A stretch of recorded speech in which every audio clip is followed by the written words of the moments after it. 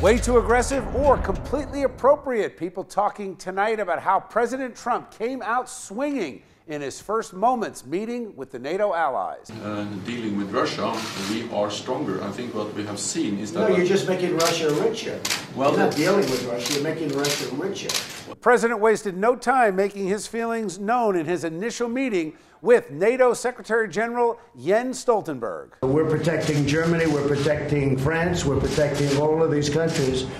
And then numerous of the countries go out and make a pipeline deal with Russia where they're paying billions of dollars into the coffers of Russia. The president was referring to a multi-billion-dollar deal that would have a pipeline built between Russia and Germany to supply fuel to Germany. The president also blasted our NATO allies for not paying their fair share of the NATO budget according to the NATO agreement. Despite how the meeting started, the president did sign a joint declaration that mirrors the existing financial commitments. Let's bring back our A-plus panel to discuss this whole business with NATO and what the proper political etiquette, etc. should be. Allison Young is here, Republican strategist and Democratic councilman from Linden, New Jersey.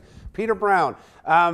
Allison, I'm going to start with you as a Republican. I looked at this. I hear what the president has had to say. I think clearly he is a negotiator. He wants to start from strength. I think he made a pretty good point about the pipeline, about the billions of dollars to Russia, and the fact that America is paying more than all our allies than most of them combined. Yeah, the president's not wrong on this. And I think we hear a lot about, oh, he's such a negotiator, but he is. And he's playing a different role. Now we have to be careful on a little bit of the protocol side because he can tick people off. And in an international stage, those manners and mores and customs are really the only thing that we have that put us on an equal playing field.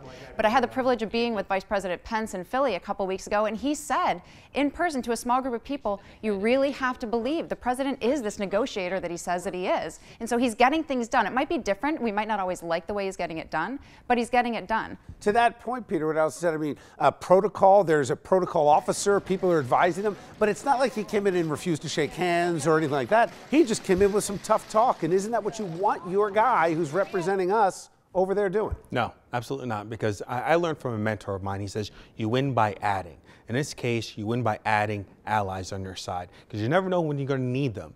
And by going around and saying things that offend people, whether it's a statesman or this and that, all it does is hurts America, because at the time that we're going to need them, they're going to leave us on alone by ourselves. Here's where I think that you're not wrong in that, and it pains me to say this, right?